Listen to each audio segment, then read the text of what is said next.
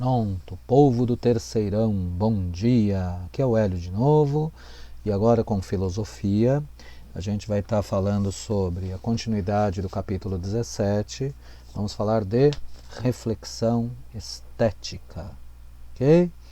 Então assim, pessoal, a gente já falou na aula anterior, né, sobre alguns aspectos da estética enquanto ciência, é uma das áreas da filosofia mais densas e mais complexas. E vamos tentar, né, facilitar um pouco aqui. A gente já falou um pouco sobre a origem, né, o estudo da arte, da beleza e um pouco sobre os principais conceitos. Agora a gente entra um pouco mais na reflexão estética. Que tipo de reflexões, né, o filósofo que estuda estética faz, tá? E eu preferi começar esse assunto com uma frase, não é minha, né? Eu tirei, não de apostila, eu tirei do livro dele, do Merleau-Ponty, um filósofo francês, tá? Século XX, e é uma frase que eu acho genial, brilhante. O artista é aquele que fixa e torna acessível aos demais humanos o espetáculo de que participam sem perceber. Ok? Eu dei alguns segundos de propósito para vocês assimilarem as palavras. O artista é aquele que fixa e torna acessível aos demais humanos o espetáculo de que participam sem perceber. Que espetáculo é esse? Obviamente, é o espetáculo da vida, certo? E o artista é aquele que percebe coisas. Nessa frase do Merleau-Ponty, ele especifica que o artista ele percebe coisas que as pessoas comuns não percebem. Ele tem uma sensibilidade maior para perceber em pequenas coisas, né, algo mais significativo. Então o artista ele trabalha com significados, o olhar dele já dá um significado diferenciado para o mundo, para as pessoas e para as coisas. Por isso ele é um artista, ou uma artista que seja, né? Ok? Um artista, alguém que tem uma visão estética apurada, consegue vislumbrar coisas que muitas pessoas não enxergam. Ok? Tudo bem? Então vamos lá. Vamos dar sequência. Dentro dessa questão da vida, né, vem aquela reflexão que a gente já chegou a fazer um tempo atrás, de que independente do caminho, do objetivo que você tenha para atingir, mais importante do que o objetivo é o caminho que você faz para chegar a ele. Okay? O caminho que você faz é fundamental. Tá? Poucas pessoas prestam atenção no caminho, ficam tão fixas, bitoladas no objetivo, tem que chegar, tem que chegar, tem que chegar. Quem não percebe a grandiosidade do caminho que está fazendo. O artista, o filósofo, algumas pessoas com algumas características específicas têm sim esse viés de prestar atenção no caminho, tá? É mais ou menos isso que eu quis aí com relação a essa frase, eu acrescentei essa frase no curso, tá? Então vamos adiante. Quais os polos da atividade artística e quais as principais características de cada polo? Bem, basicamente são três: o autor, a obra de arte e o público. Ok? Basicamente esses três polos. Deixa eu ver se eu tenho aqui, né? Tenho sim. Opa! Vamos pegar aqui. Eu vou escolher uma obra de arte para vocês, para a gente poder vislumbrar. Deixa eu ver, Michelangelo, Da Vinci, Rembrandt, né? Ó, esse aqui, do Michelangelo, certo? Tem um monte aqui, tá? Mas não dá para ver todos agora, a gente vai ver algumas, ok? Então, por exemplo, essa do Michelangelo, ok? Opa, tá de cabeça para baixo. A Criação do Homem, certo? Então, essa é uma obra de arte do Michelangelo. Então, assim, o autor, né, quem pintou a obra, o quadro, né, da criação do homem, e o público que vai olhar e vislumbrar isso. São três polos: autor, obra de arte e público, certo? Que características fundamentais cada um desses polos tem que ter para que a experiência estética se estabeleça, para que a experiência artística se faça plena e de forma positiva, ok? Então, olha só, o autor, ele tem que ter o quê? Inspiração, óbvio. O autor não vai simplesmente olhar, desenhar sem emoção nenhuma, sem uma visão, né, diferenciada. Tem que ter ideia do que vai fazer. Tem que ter a sensibilidade, né, para atingir o público. Sensibilidade de duas vias. O autor, um pintor, um escultor, um músico, um poeta, um dramaturgo, né? Todos eles têm que ter um mínimo de sensibilidade em duas mãos de direção. A sensibilidade de captar o objeto de que ele pretende fazer a obra, né? Qual é o assunto, qual que é o tema. Ter essa sensibilidade de captar aquilo que é significativo e a sensibilidade de saber o efeito que o impacto da sua obra, o efeito, né, o impacto que a sua obra vai causar no público. Ok? Isso é fundamental. E a criatividade, é óbvio, porque se for para fazer a mesma coisa que todo mundo faz, não se diferencia. Né? Um artista, se ele tem uma visão diferenciada das coisas, é porque ele tem criatividade. Os grandes artistas foram gênios criativos. Ok? Isso é no âmbito do autor. Agora, e da obra de arte? Então, a obra de arte, no caso, vocês estão vendo pequenininho, né? No meu lado aqui. A obra de arte, o quadro. O quadro faz a mediação entre o autor e o público. O quadro sempre é uma representação, certo? Ele representa alguma coisa que o autor quis passar. O quadro, ele provoca algo. Ele provoca alguma coisa, positiva ou negativa, boa ou ruim. Tem quadros que nos dão certa agonia, outros já são mais legais, nos provocam sensações. Então o quadro, estou falando do quadro, mas pode ser qualquer outra obra, uma música, um filme, o cinema é a sétima arte, né?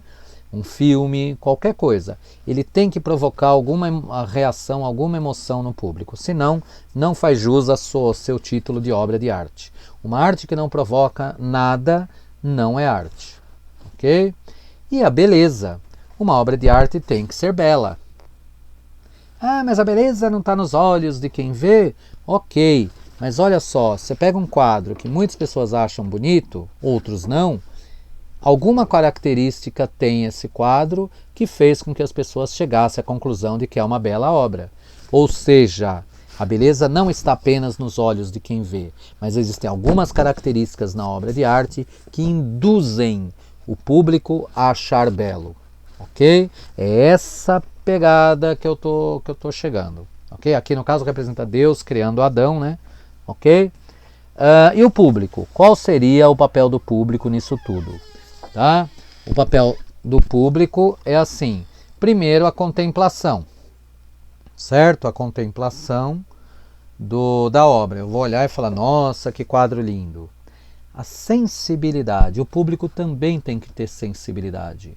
Sensibilidade no âmbito de assimilar, de apreender aquilo que a obra nos oferece. Certo? Nossa, olha Deus, Adão, olha esse desenho em volta, parece um cérebro, ok? Que parece mesmo o objetivo, né? Era esse. Então, assim, a contemplação, a sensibilidade, o entendimento, certo? Se você não tiver um mínimo de condições de entender o que está acontecendo na obra, né? Fica difícil, ok? Então, é que a minha gata está querendo sair. Vai, Sofia, vai, filha. Tá? Então, assim, o entendimento é fundamental também. E o juízo de gosto, que é a capacidade de julgar se algo é bonito ou não, é belo ou não. Então, olha aqui, ó. É bonito? Eu acho que é, outras pessoas acham que não. Certo? Vamos lá. Questões relacionadas às características da arte. Ok? Vamos lá então. Então, olha só, alguns questionamentos significativos. Que tipo de sensibilidade um artista deve ter ao criar uma obra de arte? Você fala que ele tem que ser sensível, legal. Que tipo de sensibilidade? Ok? Uma obra de arte contém beleza em si mesma, independente do público? Essa questão é fundamental, uma das grandes questões da estética. Essa obra, no caso o quadro do Michelangelo, que foi, não é nem quadro, isso aí foi Capela Sistina, tá? Foi pintado no teto da Capela Sistina, a criação do homem. é um afresco, né? Então é o seguinte, contém beleza nela mesma ou não? Ao admirar uma obra de arte, o que é mais importante? A sensibilidade ou o entendimento? É possível você entender uma obra de arte, admirar uma obra de arte e achar ela belíssima, sem necessariamente entender? É possível isso ou não? Tá? Então, olha uma obra do Hieronymus Bosch, por exemplo. Tá?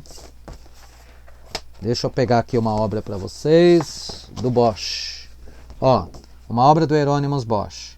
Então, assim, toda maluca, cheia de coisas, elementos, né, absurdos até. Raras pessoas conseguem entender exatamente o que está acontecendo nesse quadro. Mas, assim, é possível achar algo bonito mesmo sem entender? O que é mais importante, né, ao admirar uma obra de arte? A sensibilidade ou o entendimento? Tá? Ok? A gente falou que uma das grandes características dos autores é a criatividade, certo? O que seria a criatividade? A gente pode entender de duas formas. Primeiro, a criatividade, segundo o senso comum, o povo de modo geral, é um dom especial, inato ao gênio criador. Ou seja, cara, Leonardo da Vinci, Michelangelo, Mozart, Beethoven, né? O Tarantino, diretor de cinema fora de série, então são considerados gênios nas suas áreas artísticas. Isso segundo o senso comum. Então é um dom especial, a pessoa já nasce com isso. Mas se você parar para pensar em psicologia e em filosofia, criatividade pode ser entendida como a capacidade de reestruturar o modo de compreender as coisas. Okay? Então a maneira como a gente entende o mundo, a nossa capacidade de reestruturar, reorganizar isso, e a gente consegue entender de formas diferentes.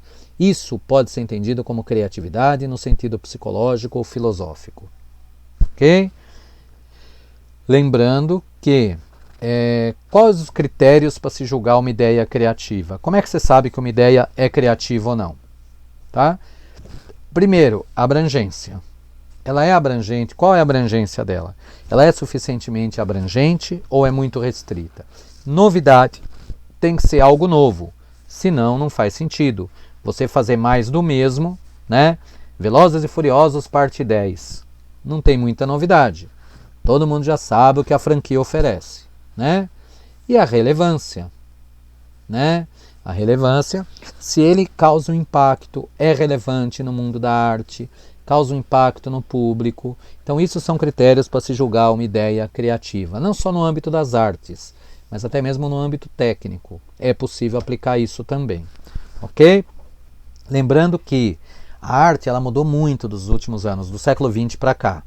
A partir da criação da fotografia, do cinema, da televisão e agora da internet, surgem novas linguagens que subvertem as linguagens tradicionais.